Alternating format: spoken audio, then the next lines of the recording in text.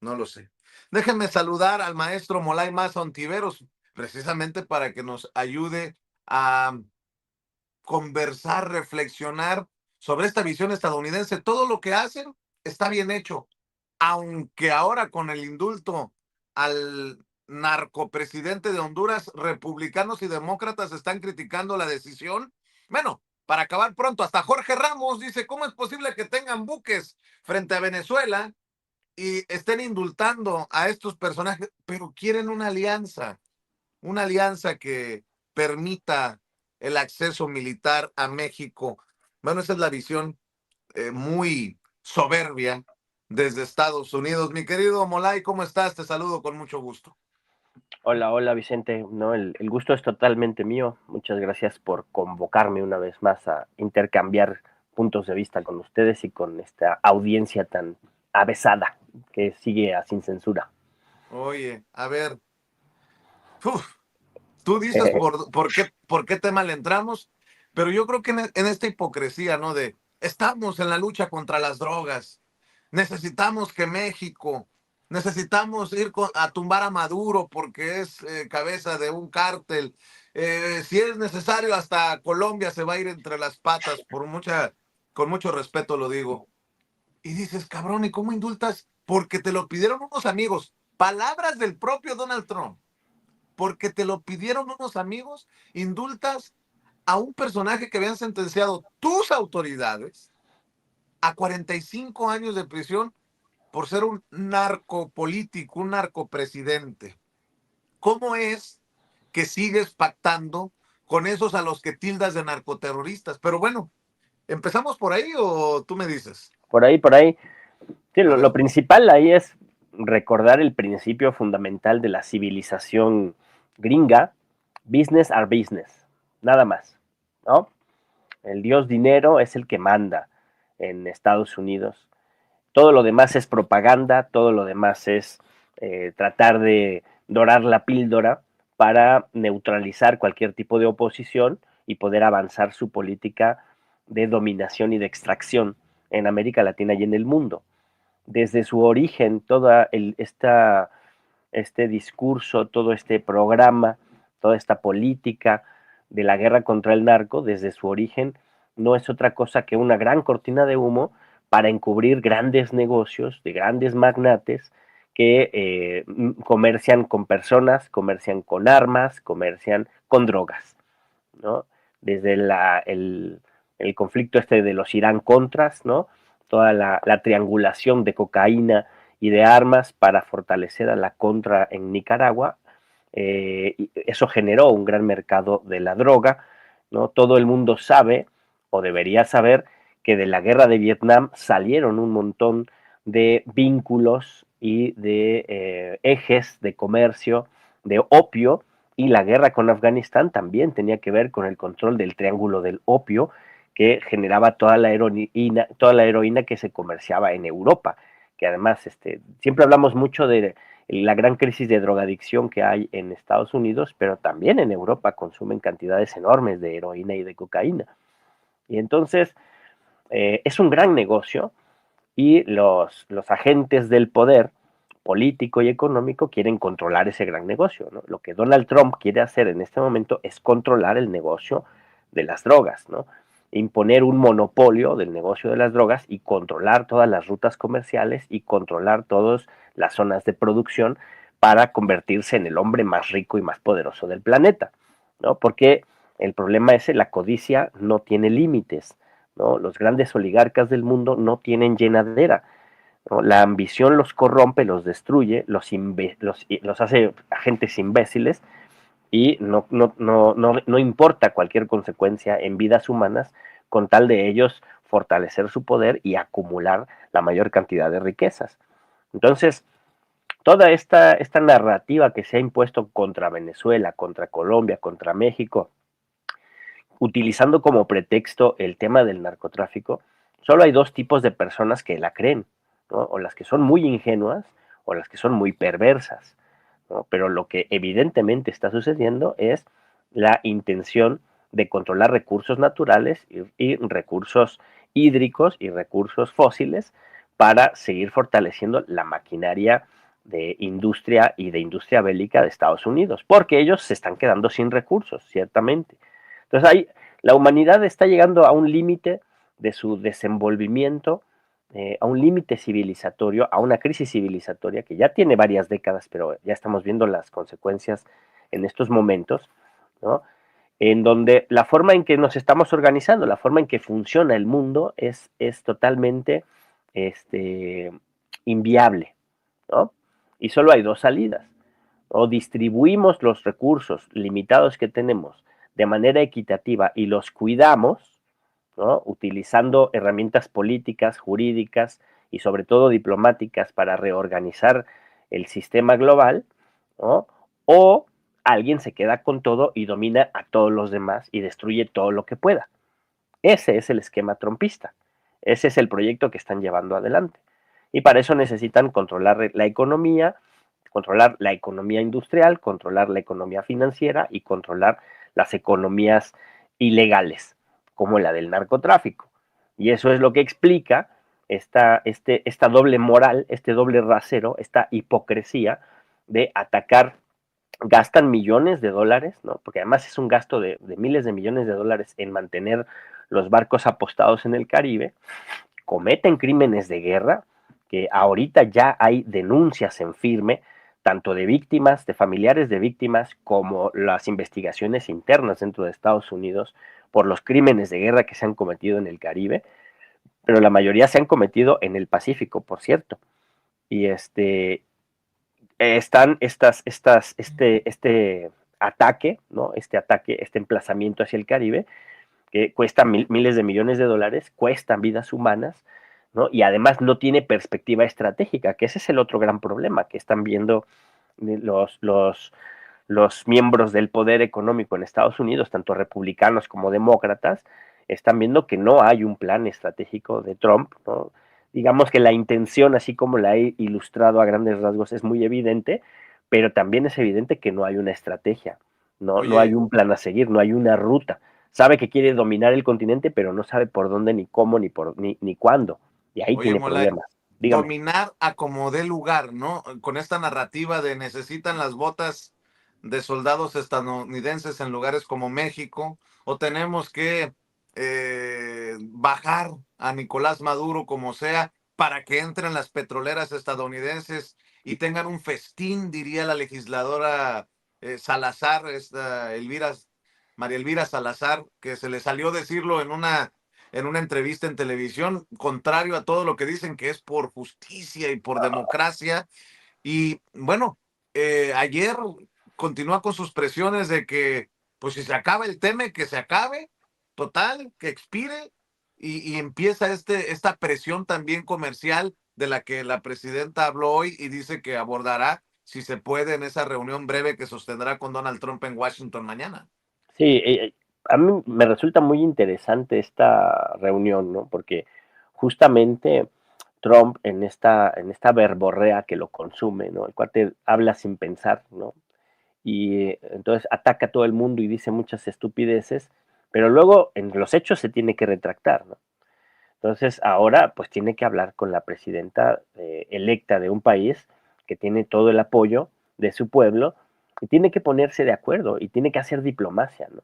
A Trump no le gusta la diplomacia, a Trump le gusta imponer, a Trump no le gusta el Estado de Derecho ni el derecho internacional, lo que le gusta es el derecho del más fuerte, ¿no? Le gusta la violencia, le gusta la fuerza, porque tiene él la suerte de imponer esa fuerza y de imponer su agenda por la vía de la violencia.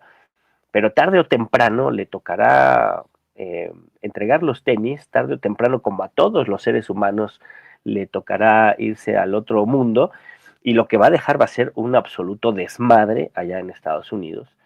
Y yo creo que hay gente que lo rodea que saben eso y que saben racional y estratégicamente que se tiene que negociar y que se tiene que establecer cuáles son las reglas del juego y los vínculos comerciales, económicos, políticos con el vecino país del sur, ¿no?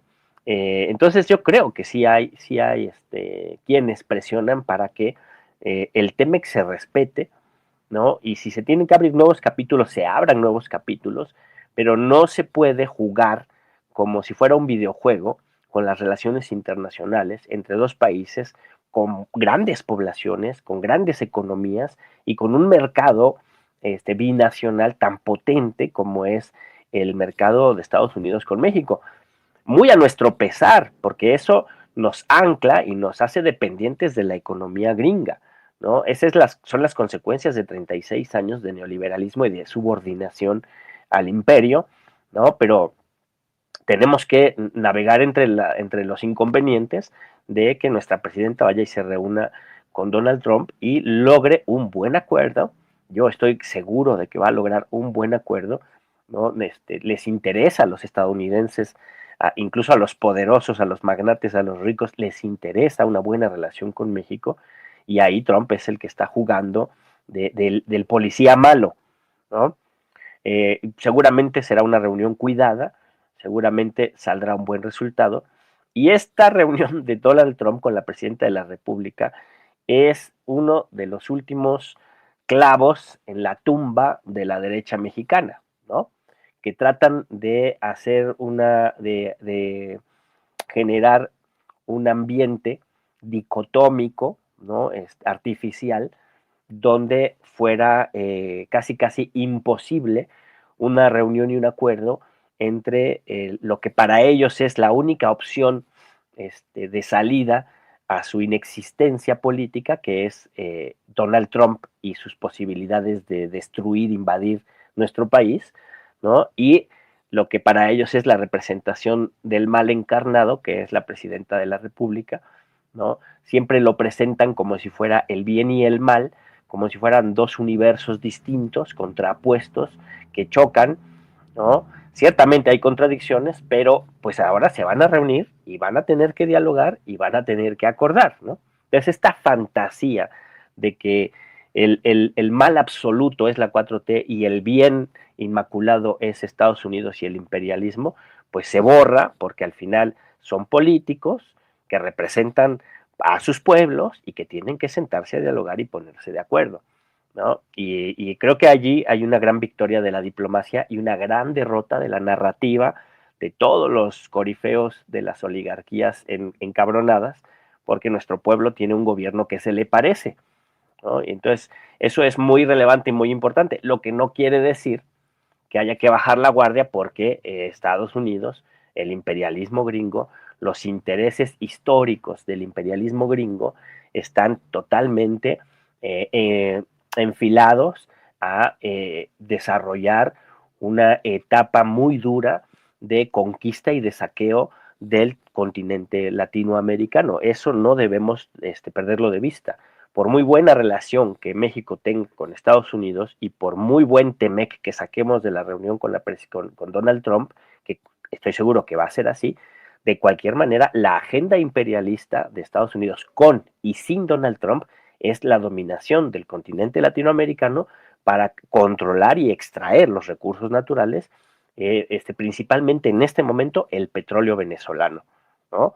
Porque en la desesperación norteamericana de no perder la hegemonía global, militar y económica, es evidente su confrontación con China y ellos suponen que lo único que les permitirá tener insumos suficientes para soportar un conflicto de largo plazo, pues es tener el petróleo venezolano, ¿no? Entonces, eso no depende de Donald Trump. Eso depende de los halcones de la oligarquía gringa, de las posiciones más duras del aparato militar industrial norteamericano, ¿no? Esa es la lógica del imperialismo y esa no tenemos que perderla de vista, ¿no? Es la lógica que está permitiendo, insisto en esto siempre, el genocidio en Palestina, por ejemplo, ¿no? Que está apoyando y financiando el genocidio en Palestina, la guerra civil en Sudán, ¿no? Las provocaciones de Japón hacia China, ¿no? Con esta nueva ministra japonesa que es una persona totalmente insensata, ya olvidó totalmente la Segunda Guerra Mundial, ya olvidó que no es cualquier cosa meterse a hacer provocaciones bélicas hacia sus vecinos, menos contra China y menos en este momento, pero ya están ahí provocando a través de Taiwán, provocando a China, ¿no? Una y otra vez sacan declaraciones belicistas y de apoyo a Taiwán, ¿no? Cuando la política china es una política de una nación, un país y dos modelos, ¿no? Y Taiwán es una zona china, ¿no? Y si alguien va y se mete y provoca, se va a meter en grandes problemas, pero es una provocación eso, ¿no? Entonces, bueno, todo ese escenario de desestabilización es un escenario que promueven los halcones norteamericanos y lo seguirán promoviendo sin Donald Trump allí, porque es una agenda imperial la que se está imponiendo. Nada más que Donald Trump la impone con las patas, ¿no? Y con genuflexiones y gritos y declaraciones absurdas, ¿no? Y la prueba de que no tiene nada que ver con la lucha contra el narco, pues es lo que tú has señalado muy bien, ¿no? La liberación de Juan Orlando Hernández para interferir políticamente en los procesos electorales de Honduras, ¿no? Todos tendríamos que señalar eso como una injerencia intolerable, ¿no? Ya está metiéndose en la política interna argentina, se mete en la política interna hondureña, ¿no? Se está metiendo en todas las decisiones políticas autónomas de los países. Por eso es tan importante la declaración de Claudia Sheinbaum, de que lo fundamental es el respeto del derecho a la libre autodeterminación de los pueblos, ¿no? El respeto de la soberanía de los pueblos y de las naciones. Y ese derecho lo está rompiendo el trumpismo con este intervencionismo. Pero la nota interesante de todo esto es que en México han fracasado absolutamente. También por eso no les queda otra más que dialogar y negociar con la representación formal, institucional y legítima de nuestro pueblo, que es Claudia Sheinbaum, ¿no? Porque aquí su agenda intervencionista es un absoluto fracaso. Me dice nuestra productora a distancia, mi querida Angélica Vicente, ojo, las mismas palabras que usa Bill O'Reilly en su discurso en televisión son las mismas palabras que usó Negre en la Así entrevista es. contigo. Si Claudia quisiera, con ayuda de Estados Unidos, acabaría con el narco. Por cierto, Negre, que me dicen, ¿para qué? Es culpa tuya que tenga reflectores. No, Negre es Negre desde hace tiempo y nosotros hemos estado advirtiendo de la mano que está jugando. Y puedo ser muy malo, como dicen ustedes, para debatir, pero si así está chillando en redes sociales, manda huevos que en México el argumento que usan periodistas que cobran sobres en negro de narcos amigos de Morena hablen de las condenas de otros medios de comunicación. Si periodistas que viven de criminal, sí, periodistas que viven de criminales, la narcopresidenta, claro, Sheinbaum no tiene gente más preparada para atacarnos. ¿Por qué paga a Borderlines con dinero de los mexicanos? No hay ningún periodista izquierdista en México que sepa argumentar. Su clase periodística corrupta es del nivel más deprimente que he visto en toda Hispanoamérica. Le está doliendo la tunda en redes sociales a Negre. Y bueno, ya salieron otros elementos de la prensa mexicana como Gildo Garza, que le dice director, me imagino que está trabajando en ese medio, conocido personaje mercenario de los medios de comunicación en México, que bueno, que le está dando vuelo a este Negre que cada vez que habla demuestra su ignorancia sobre México. Y si hay algo para lo que haya servido esa entrevista es para eso, para demostrar que hay un libreto que está leyendo porque no conoce México. Y tú has sido crítico de esa entrevista y estuviste al pendiente también en el chat y te agradezco, mi querido Molay, porque de eso se trata, pues ni modo que yo tenga la verdad absoluta y yo tenga la razón en todo, pero bueno, creo que la intención es clara, exhibir a estos personajes como mercenarios. Cuando les pides una prueba, dicen, pues, ¿qué dicen? Entre otras cosas, creo que hasta lo publicó Julián Macías, Julián Macías Tobar, desde España, dice, aquí está, mira, para que no vayan a pensar que pongo palabras o quito palabras, dice Julián Macías, Negre haciendo el ridículo en cada país que lo entrevistan, Exacto. hablando de cosas que no tienen ni idea. Vicente Serrano le pregunta cuáles son las pruebas para llamar narco a Morena y a Claudia Sheinbaum. Su respuesta: no hay que ser muy listo para saberlo. Eso significa: no tengo pruebas. Como cuando le preguntaron a Anabel Hernández, ¿cuáles son las pruebas para que sigas diciendo que López Obrador tiene nexos con el narcotráfico? Pues ahí está la foto con la mamá del Chapo. No, Así de pero ridículo, ¿no? Pero bueno, al yo final, recuerdo, ahí va la recuerdo cosa. que, recuerdo que en esa entrevista, una entrevista que hizo con Astillero Anabel Hernández, y el astillero le dijo, ¿cuáles son las pruebas? Y Anabel sacó una tarjetita y dijo, esta es la prueba. Y tenía una tarjetita ahí.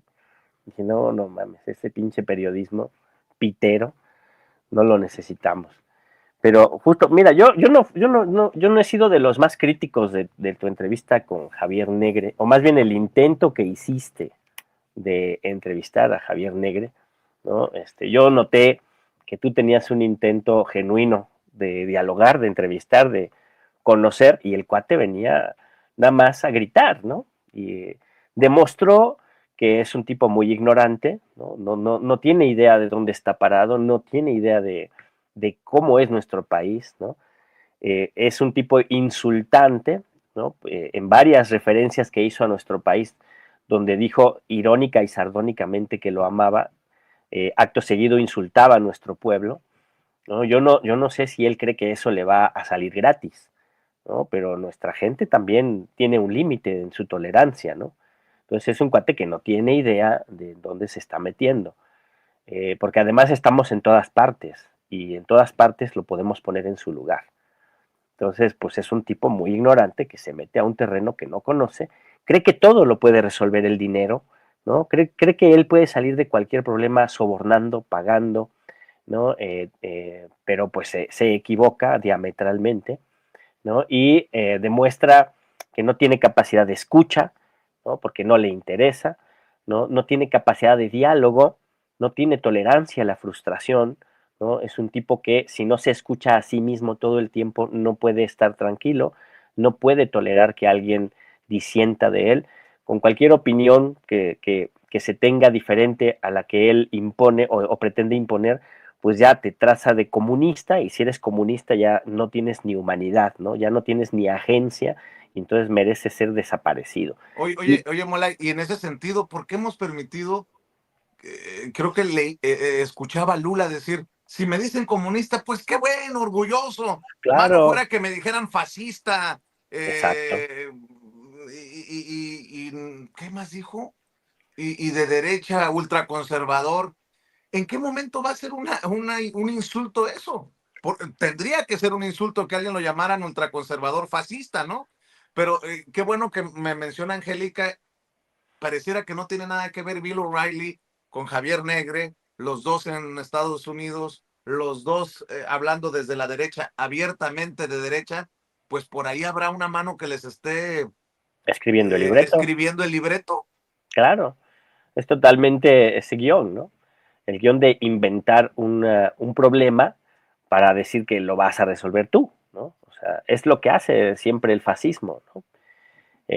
Inventa una crisis, un conflicto, una invasión, un enemigo externo o interno, y se propone él con su mano dura para sacar esa crisis, para sacar esa invasión, para sacar al enemigo interno o externo, ¿no? Y finalmente lo que acaban haciendo es imponiendo sus dictaduras militares, saqueando a las naciones y asesinando a la oposición, ¿no? Ellos son los fascistas que asesinan a la oposición. Ellos son, y sí, son fascistas. Lo que pasa es que en la izquierda hay muchos debates, ¿no? Hay muchos debates en los procesos de transformación y en las izquierdas, ¿no? Y algo que se ha descuidado mucho es defender culturalmente las banderas, los colores, los símbolos, los, los, los textos, ¿no? Las ideas que le han dado contenido a las izquierdas históricamente, ¿no? Y parte de esos contenidos, parte de esas ideas, pues es el comunismo, ¿no? Y el comunismo como un fenómeno complejo, ¿no? Porque la derecha, ¿no? Y los historiadores chafas hablan de comunismo como si fuera la experiencia soviética, el comunismo, ¿no? como si fuera la experiencia de Mao, el comunismo, y ya, ¿no? Como si fueran los abusos que se pudieron cometer en los procesos revolucionarios, ¿no? Eso es el comunismo, y no, ¿no? O sea, todas esas experiencias, tanto la experiencia soviética como la experiencia del bloque del Este, como las experiencias de los diferentes procesos revolucionarios, son experiencias de esos momentos históricos que en algunas estaba la idea del comunismo allí defendiéndose, pero que no es eso el comunismo propiamente, ¿no? Sino que el comunismo es un proceso filosófico, político, económico, ¿no? Un conjunto de ideas de muchos autores, de muchas partes del mundo y de muchas épocas, ¿no? Yo te podría decir que las ideas fundantes del comunismo están en la Biblia, ¿no? En la mismísima Biblia, en el Antiguo Testamento y en el Nuevo Testamento están las ideas fundantes de la socialización de la riqueza, que luego se convertirían en ideas políticas, en filosofías, en ideas económicas, que llegarían hasta la modernidad en filósofos como Carlos Marx u otros, ¿no? Entonces, eso es lo que hay que también no defenderlo, porque tampoco Claro. se trata de atrincherarse uno, ¿no? En sus posiciones, pero sí de difundir y profundizar las discusiones y conocer mejor lo que se está criticando y no quedarse con la forma en que la derecha utiliza la palabra comunismo nada más como un hombre de paja, ¿no? Porque para ellos Claro. toda reivindicación de derechos humanos, de derechos sociales, de derechos de la naturaleza, de derechos de la diversidad, a todo eso le llaman comunismo. O sea, todo lo que no les gusta, porque afecta sus privilegios, le llaman comunismo, Mm. ¿no? Entonces asocian comunismo a estalinismo, a Unión Soviética, porque además inventan un montón de mentiras, ¿no? Ellos lo que inventan es millones de muertes causadas por el comunismo, ¿no? Y siempre juegan con los números así terriblemente, con cifras que se inventan, ¿no? Entonces, sí, los derechos de las mujeres, el derecho al aborto de las mujeres, comunista, millones de muertes en Europa del Este. Los derechos de las infancias a recibir una educación de calidad, a tener estancias infantiles, a tener alimentación, comunismo, millones de muertes en Europa del Este. Oye, no hay seriedad, no se puede discutir con seriedad con ellos. Los derechos humanos de los niños y las niñas palestinos que están siendo masacrados por el sionismo, comunismo, millones de muertes. Entonces, te das cuenta que no les preocupa la vida humana, no tienen ninguna preocupación, ningún cuidado de establecer un debate y un diálogo racional con personas que piensen diferentes a ellos. Solo les interesa imponer su punto de vista, imponer su agenda e imponer sus intereses por la vía de la violencia, ¿no? Entonces, eso lo puede, ese tipo de lógicas que son antipolíticas, porque no hay Sí. diálogo, no respetan la democracia porque no les gusta el diálogo, la democracia fundamentalmente se establece a partir del diálogo, es antipolítica su posición porque no respetan ese diálogo, y esto es lo más importante, Vicente, no Mm. respetan y no reconocen la dignidad de las personas con las que están enfrente, ¿no? Claro. Porque Claro. para establecer un diálogo nos tenemos que reconocer como iguales, ¿no? Mm. Para yo Por dialogar eso, contigo, por eso entiendo entonces que Salinas Pliego use lo de perras o claro, que en las redes sociales me traten a mí de marrano, de cerdo, exacto. deshumanizar el debate, ¿no? No, y además es peligrosísimo porque en la deshumanización de la persona, el paso siguiente es la violencia, ¿no? La deshumanización de las personas o de las colectividades humanas es una estrategia de violencia que prepara de la violencia del lenguaje, ¿no? O de la violencia psicológica, Mm. de la propaganda, ¿no? De quitarte tus esencias humanas, ¿no? Eliminarte racionalmente, ideológicamente, culturalmente, eliminar a una colectividad o a una persona como ser humano es lo que permite que después venga la violencia física, ¿no? Porque Claro. si eres una rata, al final te puedo aplastar porque simplemente eres una rata. Si eres una cucaracha, como les dicen a los peronistas, a la oposición, a Javier Milei, les dicen los cucas, ¿no?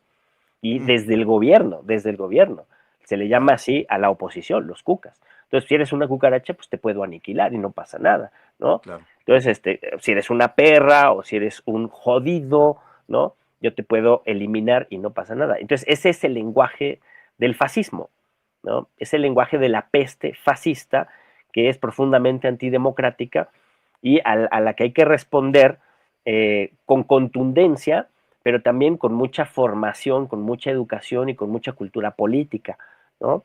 Para justamente poner reglas del juego que son fundamentales, ¿no? Una regla central del juego democrático es que nos reconozcamos como seres humanos con dignidad y eso nos permite establecer diálogos entre personas que piensan diferentes, entre personas que tienen programas políticos y económicos diferentes, pero que necesariamente tienen que dialogar, como lo que va a hacer Claudia Súper, Sheinbaum con Donald Trump. súper, súper.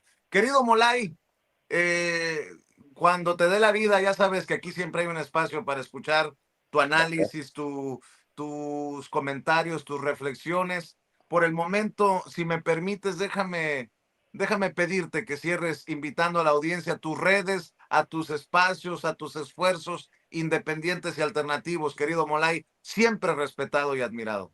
Muchas gracias, Vicente. Pues yo acá estoy en el Facebook, en el X, en el Instagram y en el TikTok como Molay Masa o Molay otra vez en TikTok. Y trabajando ahí en la 4TV, muy feliz, cumplimos 4 años de chambear ahí en la 4TV, con los movimientos sociales también he estado caminando, ahora estuve acompañando a unos compañeros solicitantes de vivienda, fuimos al Instituto de la Vivienda de la Ciudad de México, nos recibió allí el secretario Inti Muñoz, y muy bien, a diferencia de otras administraciones, se puede establecer un diálogo y estamos seguros que va a haber una resolución rápida a las demandas de nuestra gente, entonces eso me pone muy contento y pues ahí andamos chambeando, ¿no? Digo, nadie es chamba política, militante, ¿no? No es trabajo asalariado, ¿no? Es la chamba que uno hace por convicción, ¿no? Y trabajando en la 4TV con 4 años ya de chamba ahí, de trabajo intenso, y celebrando los 7 años de la transformación. Ahora, el sábado, el 6 de diciembre, ahí nos vamos a ver. Y ahí andamos, en estas andamos, arrieros somos y en el camino andamos, mi querido Vicente. A ver si te Este, da la vida para el sábado transmitir un rato con tu servidor, ¿no? claro, claro, sí, ahí nos Venga, buscamos. Sería un venga. placer, un placer. Te mando un WhatsAppazo y nos ponemos de acuerdo. Por lo Sí, pronto te mando un abrazo. abrazo fuerte para todas y todos. Gracias, Vicente. Cuídate, cuídate, Molay Mason Tiveros, hablando con nosotros sin censura.